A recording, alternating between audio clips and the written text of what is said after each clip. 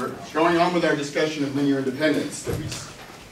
So what was the whole point of defining this term on Friday? Something to do with redundancy. There you go. Redundancy is wasteful, right? Yes. Why be wasteful when you don't have to be? So if you have vectors, and we say that they, now really we're talking about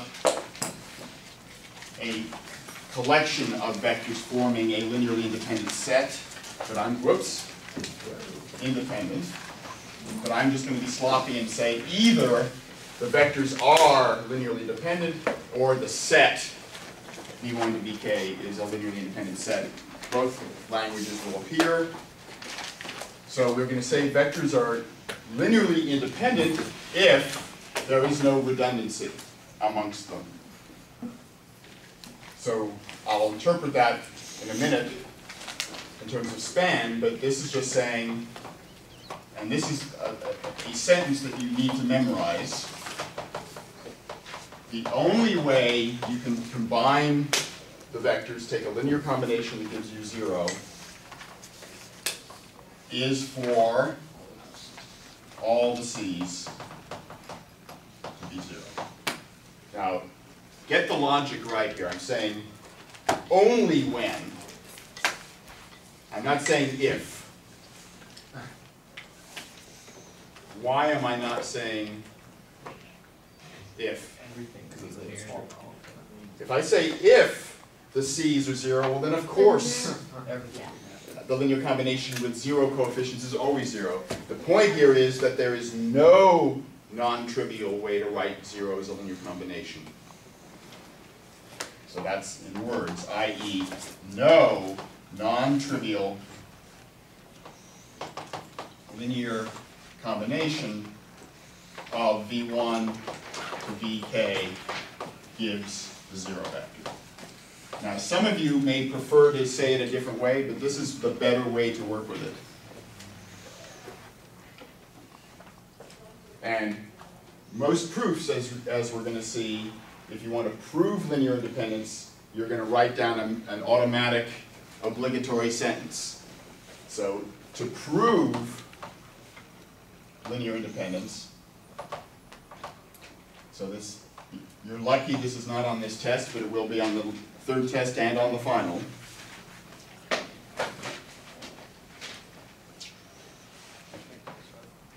So if you're supposed to prove some vectors W1 to Wk are linearly independent, your automatic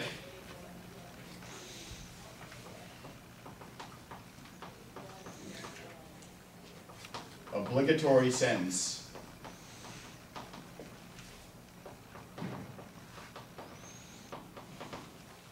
is suppose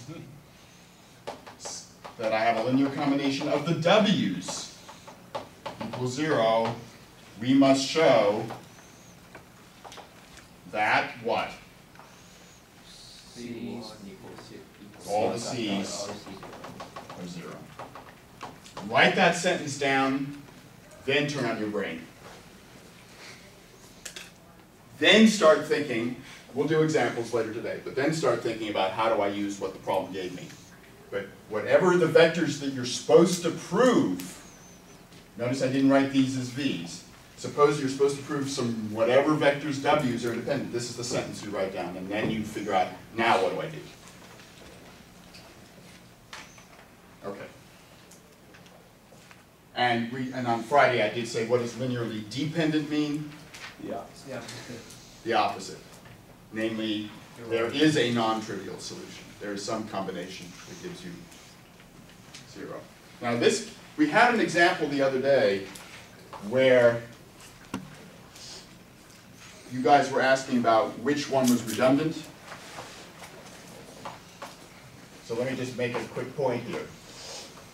If I take 3 vectors, here's V1, here's V2, here's V3. Are they linearly independent? No. Why are they not linearly independent? Okay. V2 is a scalar multiple of V1. So note that I would have, say, negative 3V1 plus V2 is 0. V3 is not appearing in my redundancy equation. So you could solve for V1 in terms of V2, or you could solve for V2 in terms of V1, but V3 is left to roam the fields all by himself without any problems. Mm-hmm. Is there a complicating factor if one of your v's is the zero vector? Ah, what if one of the v's is the zero vector? Then I think that you are always And Yeah. it's definitely. If some Vj is the zero vector, what's true? It's always one. So Then Tim's it's saying they're coefficient. automatically linearly dependent. Because Cj could be anything. Right. You have the non-trivial relation 1 times Vj is the zero vector. I have a linear combination of the vectors that gives me the zero vector. Are all the coefficients 0? No. Therefore,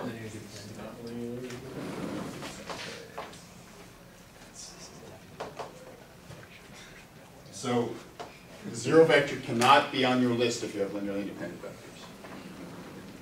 Good question.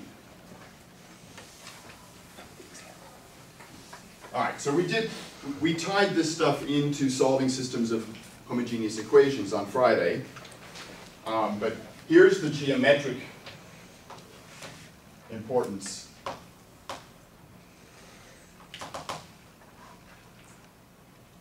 Of linear independence.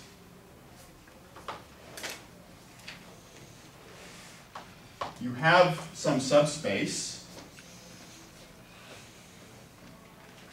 of Rn. You have some set of vectors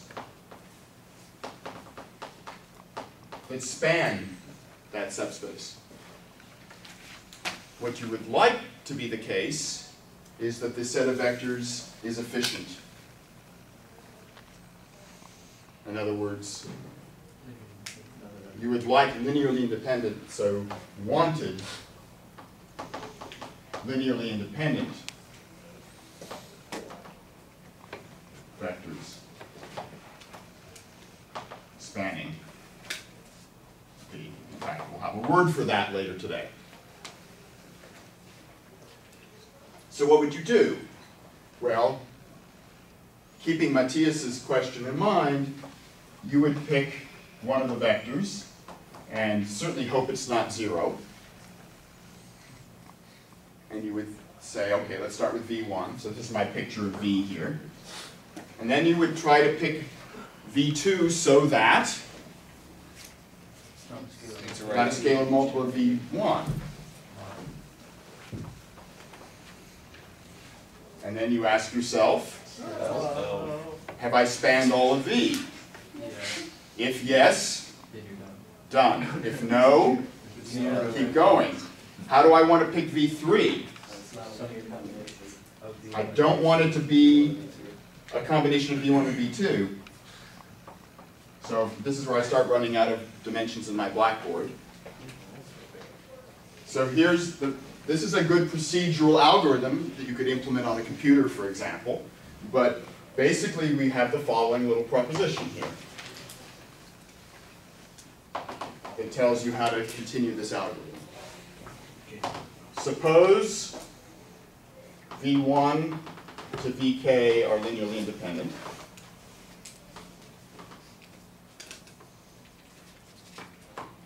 And you pick a new vector. So these are all vectors that are in some Rn. You pick this new vector V, and you want to say that if I add V to my list, I will still have a linearly independent list, provided what? B is in a scalar multiple, or It's is it not a linear combination. combination of those?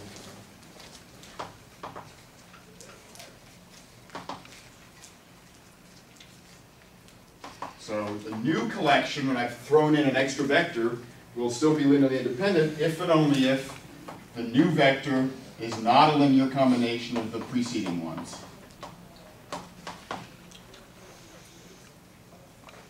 So this is a nice algorithmic way to think of starting with a subspace and building a linearly independent set of vectors that span it. Start, continue until you either have spanned everybody or at each stage you throw in one vector that's not redundant. So let's prove this proposition.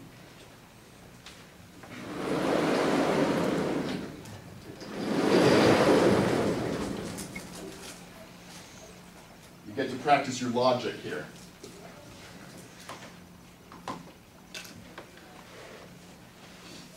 Which direction you want to do first? Left to right. Left to right? No. How should we prove?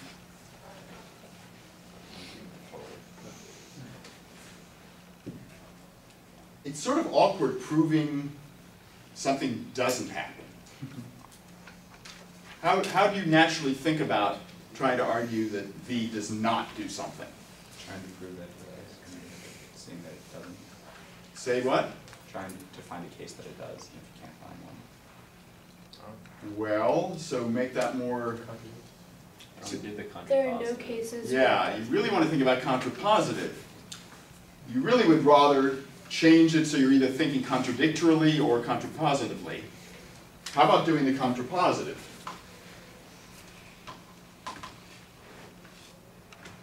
What's the contrapositive of that statement? If V E is within the exists in the span. then it's not linearly independent.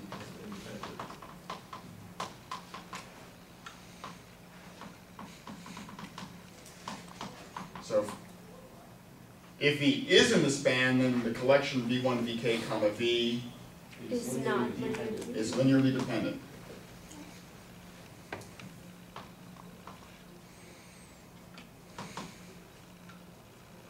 Well, this doesn't look too scary now, does it?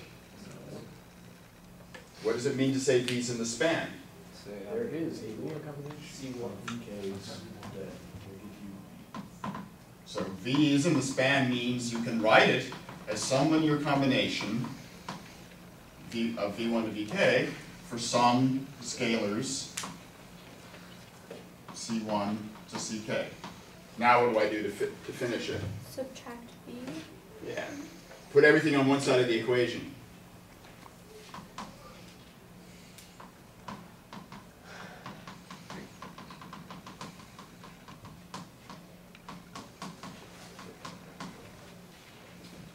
Am I guaranteed that this is a non-trivial relation among them? Yes. Because There's a negative 1 for sure without treating any zero. is not 0. Right? This is a non-trivial relation among the vectors as negative 1 for sure is not 0. The C's could be 0, but negative 1 for sure isn't. Because V itself could be 0, V itself could be 0, but you still Which is a linear you still kill the combination. case. which is a linear combination. No contradiction to anything. All right? Wait, Emboldened by that success, I'm going to let you do the other direction.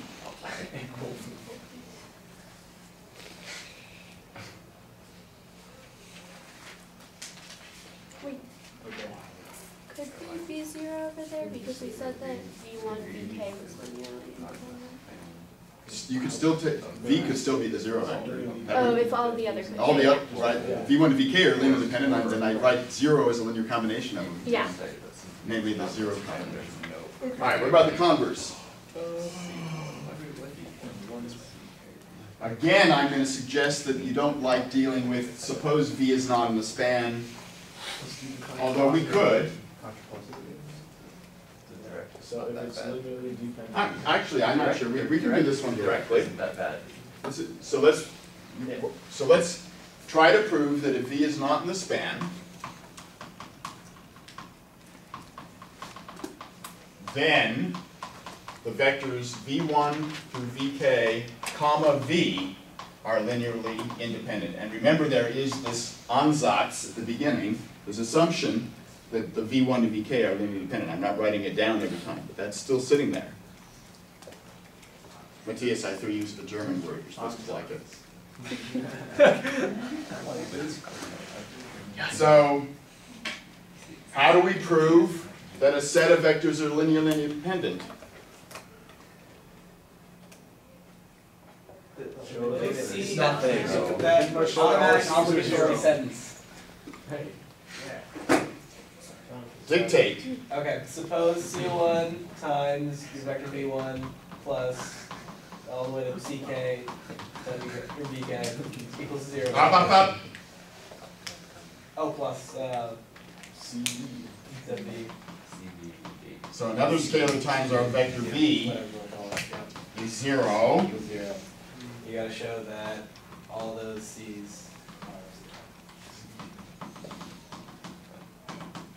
are. Everybody agree? Yeah. We've written our obligatory sentence. But you have to interpret the obligatory sentence correctly. You've got to use all the vectors you want to show are linearly independent. Okay. Well, now what? Now, okay, I told you now you have to turn on your brain. Well, we know that V1 to VK are linearly. We do know that v1 to vk are linearly independent. How are we going to use that? So we know that. C1 through CK or C? No. We only know that c1 through ck are 0 once this sentence is reduced to this. Well, As long as there's a CV in there, we ain't got nothing. it equals negative CV. That's not 0. So what you want to be thinking to yourselves, how do I get rid of this term? C equals Take C 0. Well, but I can't just say c equals 0. But you should ask yourselves. Oh wait, because C. No wait. What if we look at the original statement that we already have?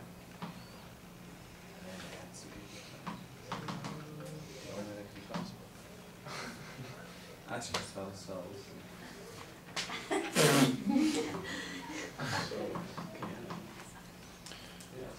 No.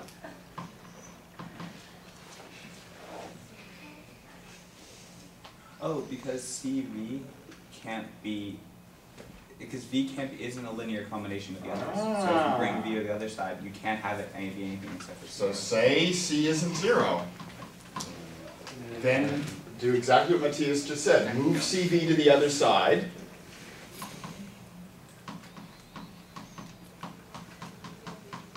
Now, how can I use the fact that c isn't 0?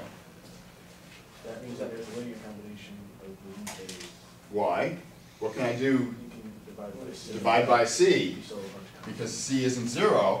So v is negative 1 over c times this stuff. Now, is that a linear combination of the v1 to vk? Yeah. Because It's just distributing. you distribute. Thank you, Mallory. Right, so by distributing, you would have negative c1 over c v1, and so on up to negative ck over c vk. So this is a linear combination, but so this means that then v would be, in the span of VKs. but it says It's not. it's not. Oh no. We just blew up reality. Contradicting our hypothesis that V is not in the span.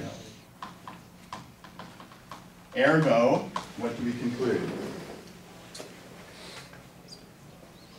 So It's in that. That's the only. C equals 0. Thus, having arrived at a contradiction, we must have C equals 0.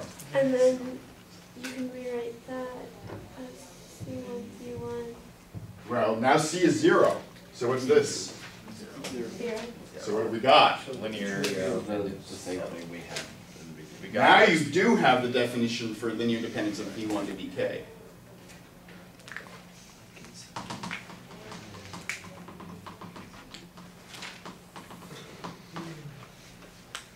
And now what do you say? Well, you need a sentence and then you can say that. They're linearly independent, so This is true. C1 VK has to be. We were given the V1 to Vk were linearly independent, and therefore what must be true? All the other C's are C1 equals C double dot. All those must be. So all these C's are 0. Are we done? No. But that is also equal to C. No, we are done. You should have to say that. Don't we have to throw a Right, I've got, Where's the box you wrote? You have to put that here. The little, but you need the little box. QED.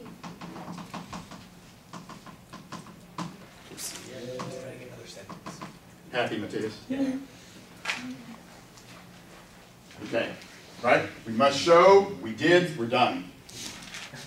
Sounds very Gallic.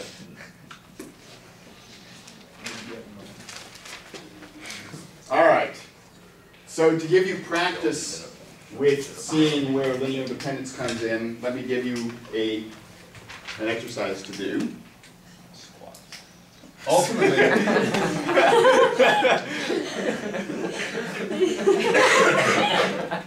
You said, let me give you an exercise to do. You get squats.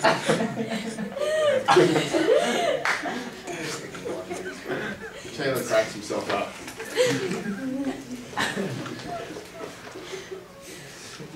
So, how does linear independence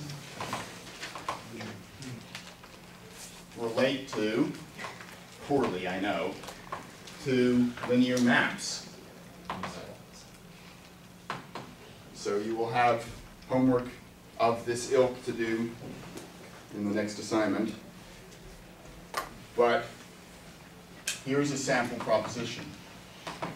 Suppose T mapping Rn to Rn, so I'm doing the same n's here. Here's a linear map. Because I'm mapping Rn to Rn, the matrix representation of T is what? Square, n by n. Suppose that matrix is non-singular.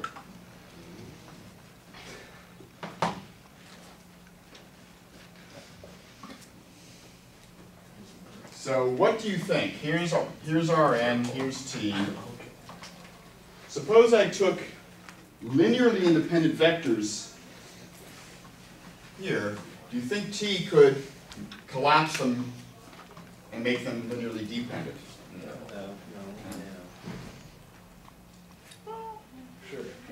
T was yeah, if T was some sort of constant, right? You just could only talk about constants. It's non-singular. Never mind, I was thinking.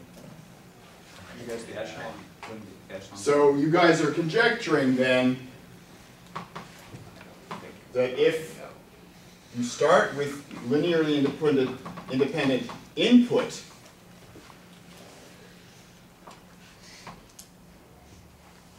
and you input them to the function, what do you suspect should happen?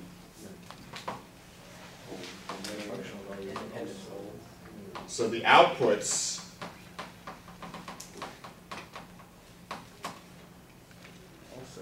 also Linearly independent.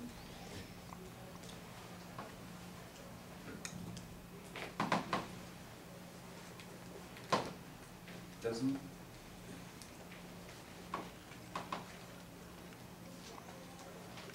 question? Doesn't it also mean that the column vectors of T are all linearly independent? It does.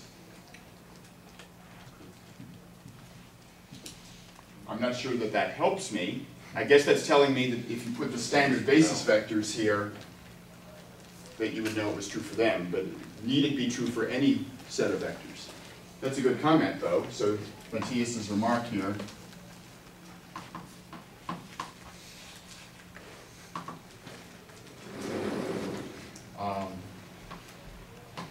columns of the matrix are linearly independent. This is what we were talking about on Friday.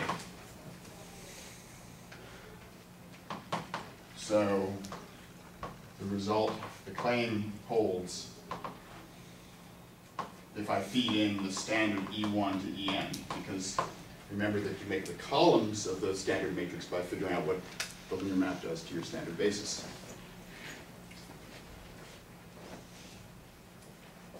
All right. You're supposed to be doing this exercise. Whether Taylor is lying on the ground while he's doing it, I'm not sure.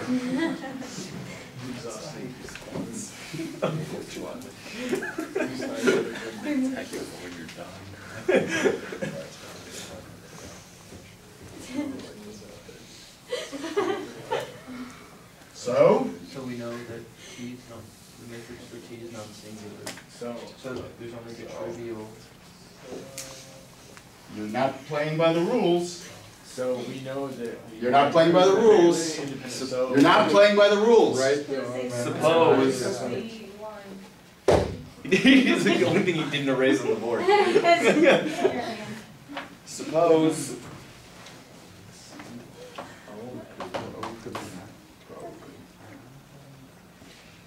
C1, Up, up. Yep, yeah. V1. Oh, we're doing these. We're gonna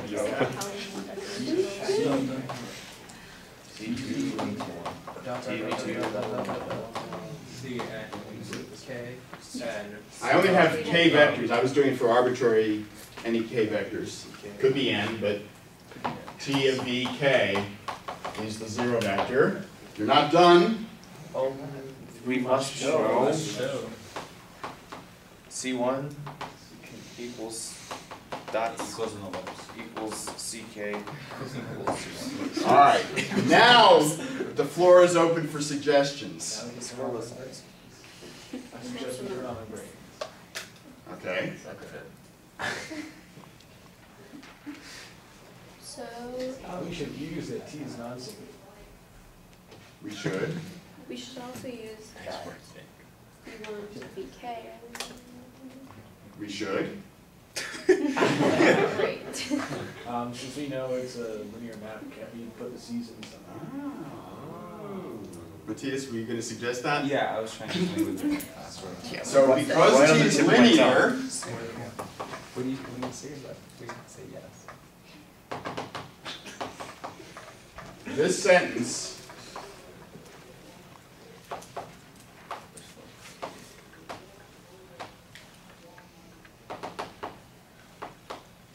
what should I rewrite? T of C1, C1. So this is t of C1v1 plus T of CG.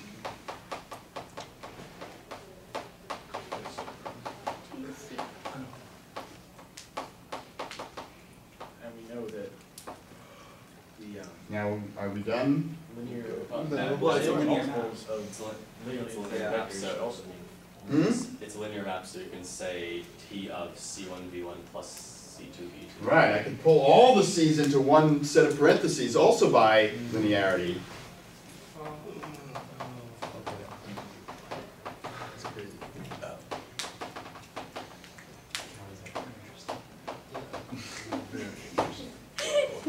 Now, engage brain. Since it's non-singular, there must. No, we're not there yet. Since it's non-singular, there's only the the trivial solution Right. for that. So if you take the equation t times vector x equals 0, what, because the matrix for t is non-singular, what solutions does this have? Only the trivial solution. Has only the solution x equals 0, since the standard matrix is non-singular. Does everybody see how to get that?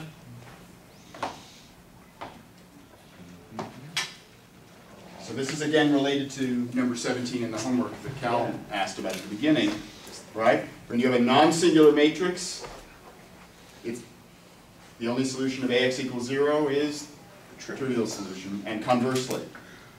Yes. So, but then we know this. So now where are we?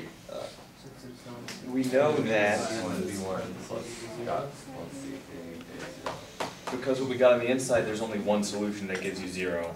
Then the outside only has one solution, gives you 0. You have that equation C1v. So you're letting this be what letter? X. X, and we said, X is equal to 0. But The only way to get X equals 0. no, we're not, all right, hang on, but this has to be the 0 vector. Because And now the final sentence is, Because that's linearly independent. All the C's are equal. right, since V1 to Vk were given to be linearly independent,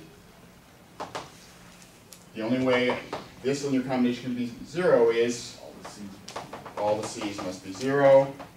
Have I done what I must do? Yes. Yes. Done.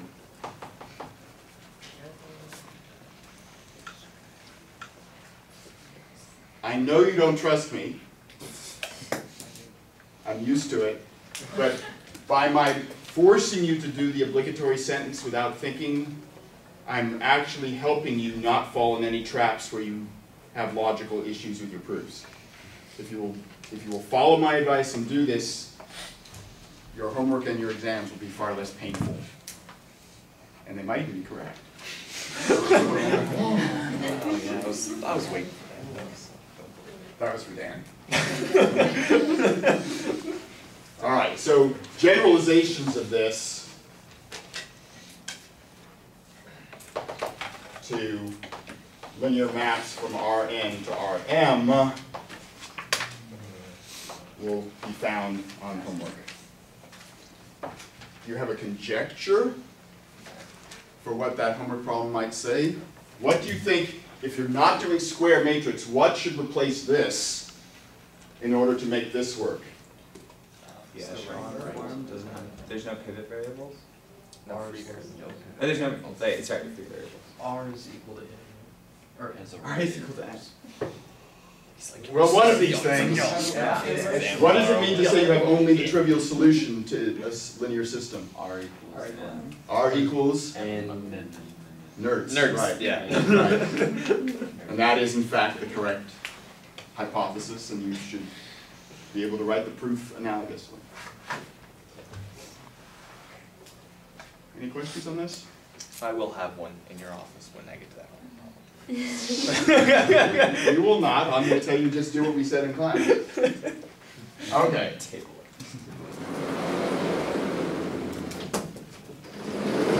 Now, in practice, e.g. in web work, if you're asked to see whether numerical vectors are linearly dependent, how are you going to do that? Put them into a matrix how? As columns. And then you're asking exactly, is there a non-trivial solution of that system of equations? Now, we're going to get next week, no, actually this week, to examples of thinking about these concepts where we're not in Rn, when we're actually in infinite dimensional vector spaces, such as are applicable in all sorts of other arenas, not just math. And so it's really important to have the definition in terms of vectors and scalars, and rather than just saying, oh, some matrix has to have whatever rank. Okay, so here's a new term for you.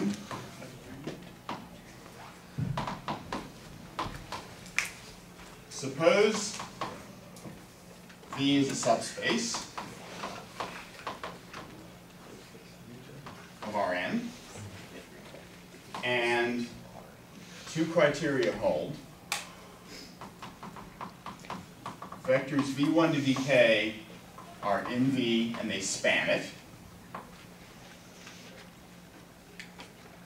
Okay, so I'm going back to what we were doing at the very beginning of class. You have vectors that span V, and suppose that they're irredundant.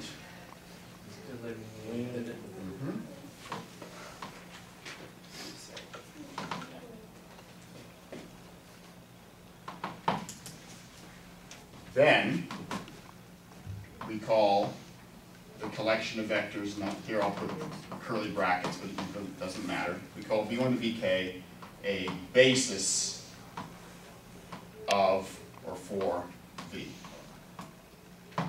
You've heard that word before. Basis vector. The standard basis. Well, that's what was going on. So e.g. e1 to en is the standard basis for Rn. That's the same word. Is it in fact fitting that they satisfy these things? Yes. Do they span all of Rn? Sure. Are they linearly independent? Sure. Sure. How would you prove that the standard basis vectors are linearly independent? Well, they're not You could putting in the We same, would right? show that all. Yes. Just show that the matrix of them is the identity matrix. Which it Okay, is. you could do that. Or you could say if C1, E1 plus C2, E2, and so forth equals 0, then you would have that the vector C1, C2, C3, blah, blah, blah is 0, so all the C's are 0. Same difference. Okay. So, is there a unique basis for a subspace? Like if I take a plane in R3, can you always find exactly one basis for it? I don't know what that would mean. You could probably find an infinite number of bases. Bases. Yeah, so the plural, so What's the plural? query here. Suppose V1 to Vk and W1 to WL are bases, so that's the plural of basis. Bases. You're redundant. Do you really walk around saying stolen bases? Yes. I definitely didn't say bases. Suppose V1 to Vk and W1 to WL are bases of or for a certain subspace. What do you think is going to have to be true? That there's some.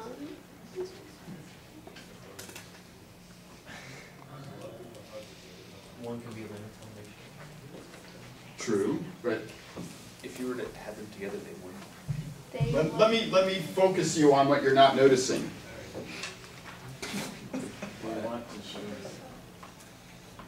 Yeah. Oh. Okay, So at least one of them has to be linearly independent. okay, Could Rebecca take a basis for this subspace that had 4 vectors in it, and Sammy have a basis that has 3? No. Doesn't seem reasonable. So the theorem definition that we will do on Wednesday is then K has to equal L. And this number, so the number of vectors that it takes to give a basis for V is called the dimension of V. Finally.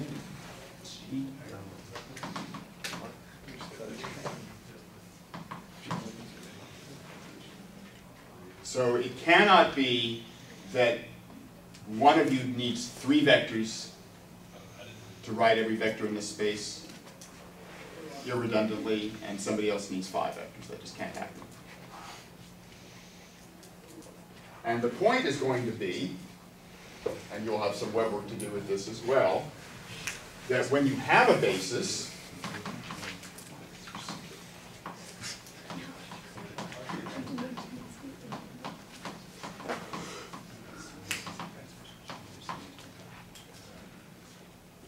then we've already said that they span V. So if I take any vector in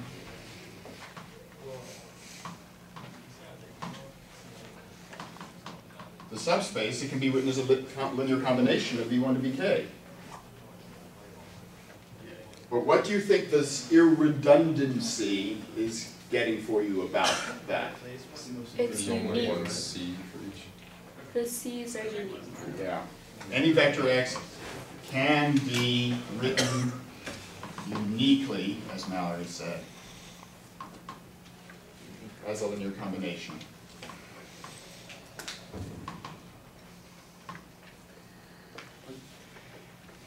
So notation for this, if script B, get practice your script, if script B is your basis, then we are saying that there are unique C1 to CK, so that X is that linear combination of the B's. And the C's are called coordinates of X with respect to the basis.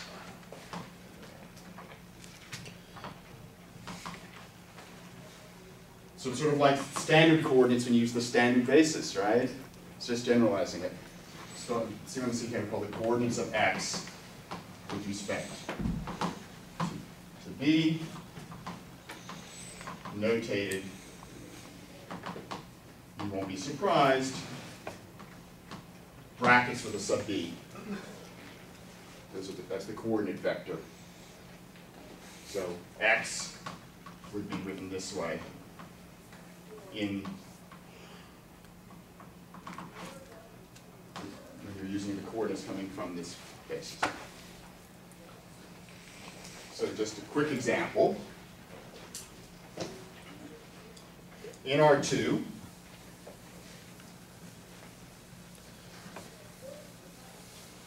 I think you actually may have had word work to do this way back ages ago without having this terminology. Example, suppose I take these two vectors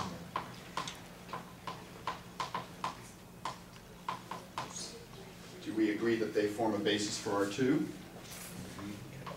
1, 1, 3, 4. What do you think? Yeah.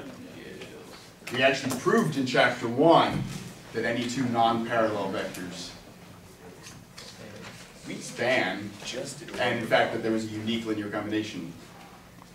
All right, so if I took the vector x to be 5, 6, in the standard coordinates, what would be its coordinates in this basis? How many of these plus how many of these? 2, 3, 1. 2, 1. 2 of these plus 1 of these. And it's just like systems of equations. That ends up being like systems of equations. Ends up being what? A system of equations. Yeah, it's a system of equations, right. You're asking yourself, what linear combination of the columns gives you the vector in its standard coordinates? That's going to be the coordinates in the basis B. Okay, so we will continue with this stuff post-examen. More. You meant to say more.